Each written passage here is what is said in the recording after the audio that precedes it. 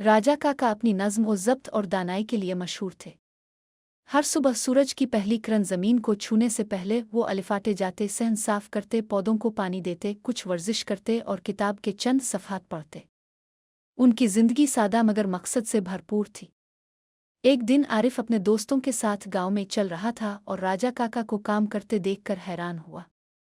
इसकी तजस्सुस भड़क अलिफाटे और उसने पूछा, काका आप हर रोज़ एक ही मामूल क्यों करते हैं? कभी बोर नहीं होते? कभी देर तक नहीं सोते? राजा काका मुस्कराए और कहा, आरिफ आदात बीज की तरह है। जो आज आप बोते हैं वो कल उगेगा।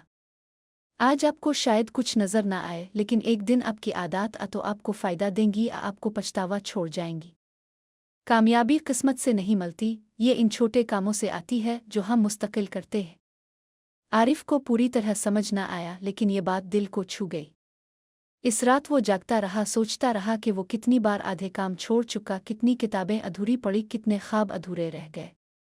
क्या कामयाबी सिर्फ टैलेंट या मौका की बात नहीं? क्या यह हर रोज़ थोड़ी मेहनत करने का नाम नहीं? अगली सुबह आरिफ सूरज निकलने से पहले अलिफाटे गया।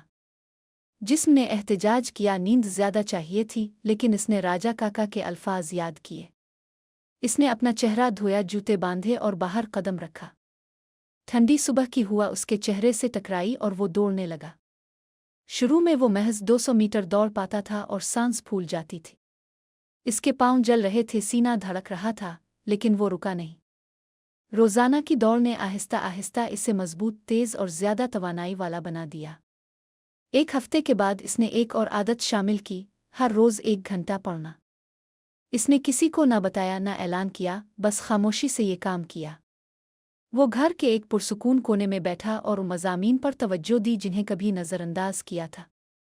हफ्ते महीनों में बदल गए। आरिफ को रुकावटें आईं। बाज़ दिन वो बहुत थका हुआ था कि दौड़ ना सके।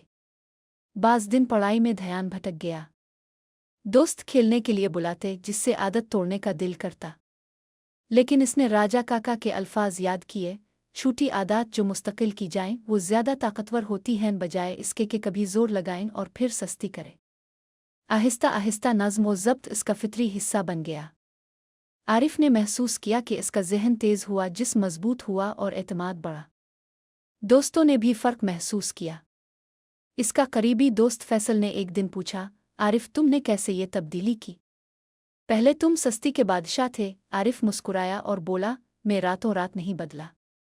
मैंने हर रोज़ छोटे काम दोहराए जब तक ये मेरी आदत। एक मुकाबला जाती स्कॉलरशिप प्रोग्राम खुला है जो जिस्मानी और तालीमी तौर पर बेहतरीन तलबा के लिए है।